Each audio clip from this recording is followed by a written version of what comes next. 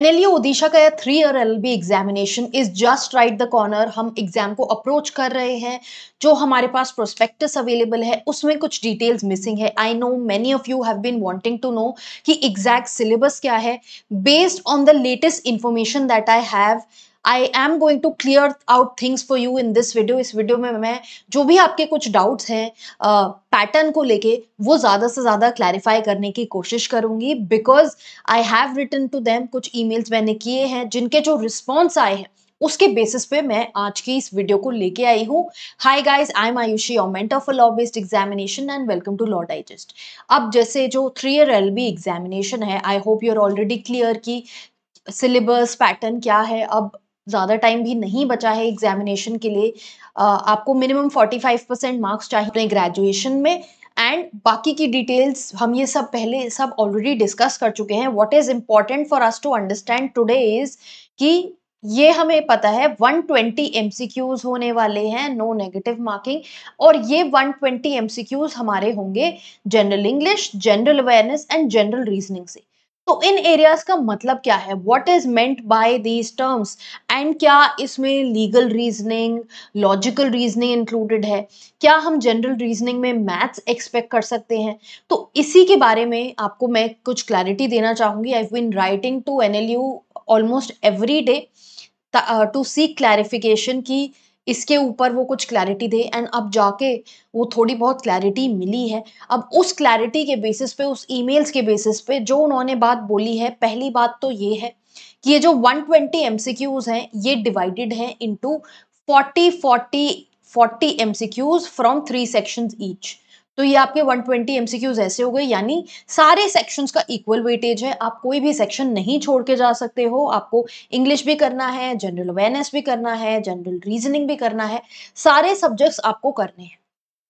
General English से हम clear हैं कि इसमें ऑब्वियसली इंग्लिश जो हम और एग्जाम्स के लिए पढ़ते हैं, जिसमें रीडिंग कॉम्प्रिहेंशन हो गया, ग्रामर हो गया, वोकैबुलरी हो गया, सभी चीजें इंक्लूडेड होती हैं। अब जनरल अवेयरनेस में हमारा क्या इंक्लूडेड है, इसके हिसाब से आई वुड से कि ये शायद इसमें ज्यादा करंट अफेयर्स होगी और थोड़ी स्टैटिक जीके आप सेफ साइड के लिए कर सकते हो। ये हम एक्सपेक्ट कर सकते हैं from the general awareness section, because general awareness mostly comprises of these 2 parts. अब वो एग्जामिनेशन पेपर देख के ही पता चलेगा, सैंपल्स नहीं रिलीज करे गए हैं। तो एकदम से हम ये भी नहीं कह सकते कि स्टैटिक जीके एक्सक्लूडेड है या सिर्फ स्टैटिक जीके है। दोनों ही चीजें आपको करनी है। आप और एग्जामिनेशंस की तैयारी ऑलरेडी करते आए हो, सीवीटी पीजी वगैरह, वहां पे आपने ये ऑलरेडी करा है, आपको रिवाइज करना है, even for English for that matter. अब जनरल रीजनिंग क्या है, ये इसके ऊपर इन्होंने अपने ईमेल में जो क्लैरिटी देते हुए बोला है, इन्होंने बोला है general reasoning is verbal reasoning. So verbal reasoning is what, your critical reasoning. आपको क्वेश्चंस पूछे जाएंगे based on whatever information is given to you. Now this also I have to tell you, यहाँ पे लिखा है MCQ based. I am expecting कि passage based questions यहाँ पर हो सकते हैं, बिकॉज ये जो जनरल रीजनिंग है इन्होंने बोला है ये वर्बल रीजनिंग है। तो इसमें हमारी लॉजिकल रीजनिंग जो हम डायग्राम से बनाते हैं, ब्लड रिलेशन, सीक्वेंस सीरीज, ये वाली चीजें यहाँ पर नहीं है, ये वर्बल रीजनिंग है। So this is not there. Also maths के लिए इन्होंने मना कर दिया है, मैथ्स इज नॉट इंक्लूडेड। तो ये बहुत ही बड़ा फैक्टर बन जाता है उन स्टूडेंट्स के लिए जो शायद सीयूईटी पीजी एग्जामिनेशन मैथ्स की वजह से नहीं क्लियर कर पाए। तो अब आपके पास एक चांस बनता है to clear this examination, because maths is not included in this examination. ठीक है, तो अब हमारे पास वर्बल रीजनिंग हो गया, लॉजिकल रीजनिंग और मैथ्स यहाँ पर नहीं है। ये क्लैरिटी हो गई on the basis of the email response they gave. अब इसके लिए तैयारी में क्या करना है, आप इसमें क्रिटिकल रीजनिंग तैयार कीजिए, जैसे आपने एनएलयू एनएलएस बैंगलोर के लिए किया था एनएलसैट एग्जामिनेशन में। जैसे आपने देखा था पैसेज होते हैं, उसके ऊपर कुछ क्रिटिकल रीजनिंग क्वेश्चंस होते हैं कि which of the following can weaken the stand of the author, और the assumption the statement made by the author is this, what is the assumption that he is relying on, या फिर which of the following is most likely to be true। ऐसे वाले questions आपको करने हैं for this examination. English, current affair, static GK इतना मुश्किल नहीं है करना। अब आपको प्रैक्टिस करनी है जनरल रीजनिंग की। तो जो लोग एनएलसैट की तैयारी कर रहे थे, they can use the same material that they are using for NLSAT. General reasoning में आपके पैसेज बेस्ड क्वेश्चंस रहेंगे।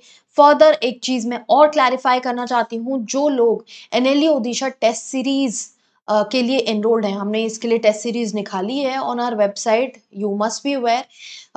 अब वहां पर हम आपको 2 मॉक ऑलरेडी दे चुके हैं। जो थर्ड मॉक आया है, that we have released on the basis of the new pattern, because email से क्लैरिफिकेशन अब जाके आया है।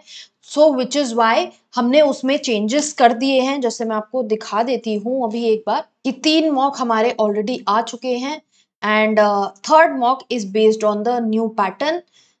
यहाँ पर आपके टोटल 5 मॉक आने वाले हैं, थर्ड हमने लाइव कर दिया है and it is based on the new pattern.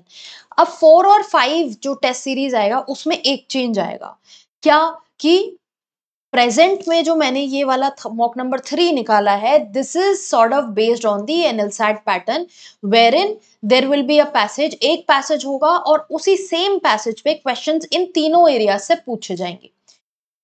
Now for 4 and 5 what I am going to do is, हम एक बार क्लैट का पैटर्न भी लेके क्वेश्चन सॉल्व करेंगे, जहां पर आपको एक पैसेज मिलेगा और उसके ऊपर सारे ही क्वेश्चंस एक पर्टिकुलर सेक्शन से होंगे। Then there will be other passage, उसमें क्वेश्चन जनरल अवेयरनेस से होंगे and third series of passages जहां पे क्वेश्चंस आपके जनरल रीजनिंग से होंगे। सो ये डिफरेंट डिफरेंट पैटर्न्स हम ट्राई करेंगे, क्योंकि सैम्पल पेपर अवेलेबल नहीं है, ये एक्सपेरिमेंट करना हमारे लिए बहुत जरूरी है, so that we are mentally prepared for the examination, which is why I'm going to come out with the clad pattern। मुझे ऐसा लगता है ज्यादा चांसेस जो हैं वो क्लैड पैटर्न बेस्ड आने के हैं। एनएलसैट पैटर्न पे 50-50 चांस लगता है। अब इन्होंने यहाँ पर क्लैरिफाई नहीं किया है ऑल्दो कि पैसेज बेस्ड क्वेश्चंस होंगे या नहीं।